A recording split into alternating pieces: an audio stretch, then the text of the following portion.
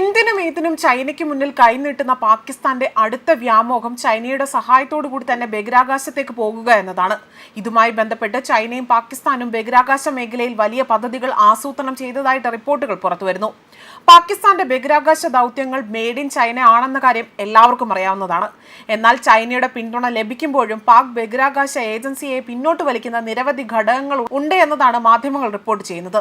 മാത്രമല്ല, പാകിസ്ഥാന്റെ ബഹിരാകാശ പദ്ധതിക്ക് തുടക്കം കുറിക്കുന്നത് ഇന്നും ഇന്നലെയുമല്ല. 1961 മുതൽ തന്നെ ഈ പദ്ധതിക്ക് ആദ്യമായി തന്നെ തുടക്കം കുറിച്ചതാണ്. അതുകൊണ്ട് തന്നെ ഇതിൽ വലിയ അമ്പരപ്പുണ്ടാക്കുന്ന വസ്തുതയില്ല എന്നതാണ് രാഷ്ട്രീയ നിരീക്ഷകർ വിലയിരുത്തുന്നത്.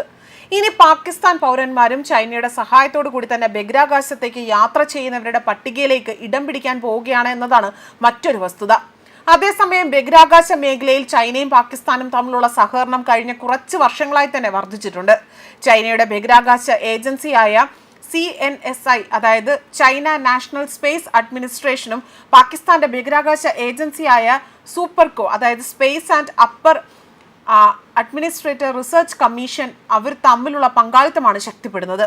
2035 കൂടി തന്നെ ചന്ദ്രനിൽ ഇറങ്ങുക എന്ന ലക്ഷ്യത്തിലേക്ക് കണ്ണും നട്ടാണ് പാകിസ്ഥാൻ ഇപ്പോൾ നിലയുറപ്പിച്ചിരിക്കുന്നത്. ബോയിങ് സന്ദർശിക്കുന്ന പാക് മന്ത്രി അക്സൽ ഇക്ബാൽ ചൈനീസ് ഉന്നത ഉദ്യോഗസ്ഥരുമായുള്ള കൂടിക്കാഴ്ചയ്ക്കിടയിലായിരുന്നു ഇത്തരമൊരു പ്രഖ്യാപനം നടത്തിയിരിക്കുന്നത്. ഭീകരവാദം, കടക്കെണിയിലായ സമ്പദ് വ്യവസ്ഥ, രാഷ്ട്രീയ അസ്ഥിരതകൾ എന്നിവയെല്ലാം ഈ പ്രതിസന്ധികൾക്കിടയിൽ എല്ലാത്തിനെയും അല്ലെങ്കിൽ സുഹൃത്തായ ചൈനയെ ആശ്രയിച്ചുകൊണ്ടാണ് ഇപ്പോൾ പാകിസ്ഥാൻ മുന്നോട്ട് നീങ്ങുന്നത്. ഒരു ഉപഗ്രഹം പോലും ഇതുവരെയും സ്വതന്ത്രമായി തന്നെ വിക്ഷേപിച്ചിട്ടില്ലാത്ത പാക് ബഹിരാകാശ ഏജൻസിയായ സൂപ്പർകോയാണ് ഇതിന്റെ ചുമതല നൽകുന്നത് എന്നതാണ് മറ്റൊരു വസ്തുതയെ അദ്ദേഹം പറയുന്നത്.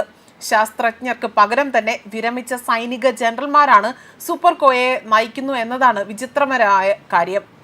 ചൈനയുടെ അറ്റോമിക് എനർജി അതോറിറ്റിയുടെയും ബഹിരാകാശ ഏജൻസിയുടെയും തലവനായ ഷാൻ ഹോങ്ഡോ ഉൾപ്പെടെയുള്ള ഉന്നത ഉദ്യോഗസ്ഥരുമായി തന്നെ പാക് മന്ത്രി കൂടിക്കാഴ്ച നടത്തുകയും ചെയ്തു. പാകിസ്ഥാന്റെ ബഹിരാകാശ ആണവശേഷിയിലെ വലിയ വിടവുകൾ നികത്തുക എന്നതാണ് ഇതിന്റെ എല്ലാം തന്നെ ലക്ഷ്യം. പാകിസ്ഥാനിൽ നിർമ്മിച്ച 3 ഉപഗ്രഹങ്ങൾ ചൈനയുടെ സഹായത്തോടെയാണ് വിക്ഷേപിക്കുന്നതെന്നും ആസൂത്രണം ചെയ്തിരിക്കുന്നതെന്നും ഇപ്പോൾ മന്ത്രി വ്യക്തമാക്കിയിട്ടുണ്ട്. സ്വതന്ത്രമായി തന്നെ ഒരു വിക്ഷേപണ വാഹനവും ഇല്ലെങ്കിൽ പോലും ചൈനയുടെ ബഹിരാകാശ പേടകത്തിൽ 2026 കൂടി തന്നെ തങ്ങളുടെ ആദ്യത്തെ ബഹിരാകാശ സഞ്ചാരിയെ അയക്കുവാനും അവർക്ക് പദ്ധതിയുണ്ട്.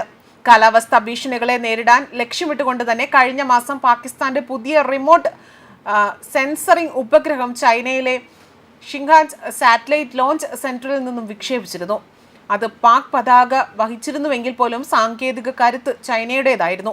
2008 നടക്കാനിരിക്കുന്ന അന്താരാഷ്ട്ര ചന്ദ്ര ഗവേഷണ നിലയത്തിന്റെ ഭാഗമായ ചൈനയുടെ 8 ദൗത്യങ്ങളിൽ പങ്കെടുത്ത് അല്ലെങ്കിൽ ഈ വർഷം ആദ്യം പാകിസ്ഥാൻ ഒരു കരാർ ഒപ്പിട്ടിരുന്നു.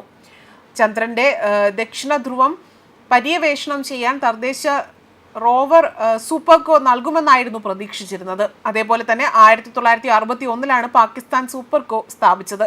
ആദ്യത്തെ റോക്കറ്റ് റഹ്ബർ 1 1962 വിക്ഷേപിച്ചു. അത് അക്കാലത്ത് ഒരു വലിയ നേട്ടമായിരുന്നുവെന്നും ഇതിനുശേഷം പാകിസ്ഥാന്റെ പദ്ധതികൾ കുറയുകയും ആദ്യത്തെ ഉപഗ്രഹമായ ബദർ 1 1990 വിക്ഷേപിക്കുകയും ചെയ്തു. 1990 ശേഷം പാകിസ്ഥാൻ വീണ്ടും ബഹിരാകാശ നിലയത്തിൽ അല്ലെങ്കിൽ ഈ ഒരു മേഖലയിൽ ഒരു മുന്നേറ്റം കൊണ്ടുവരാൻ ശ്രമിക്കുന്നതായി തോന്നുന്നെങ്കിൽ പോലും അത് നടന്നിരുന്നില്ല. ഇതിനുശേഷം 2018 ചൈന പാകിസ്ഥാന് വേണ്ടി PRSS-1 എന്ന പേരിൽ ഒരു റിമോട്ട് സെൻസറിംഗ് ഉപഗ്രഹം വിക്ഷേപിക്കുകയും ചെയ്തു. കാലാവസ്ഥാ വ്യതിയാനവുമായി ബന്ധപ്പെട്ട ഭീഷണികളെ നിരീക്ഷിക്കുവാനും അവയോട് പ്രതികരിക്കുവാനുമുള്ള കഴിവ് വർദ്ധിപ്പിക്കുന്നതിനായിട്ടായിരുന്നു ഈ ഉപഗ്രഹം വിക്ഷേപിച്ചത്. ന്യൂസ് ഡെസ്ക് കർമ്മ ന്യൂസ്.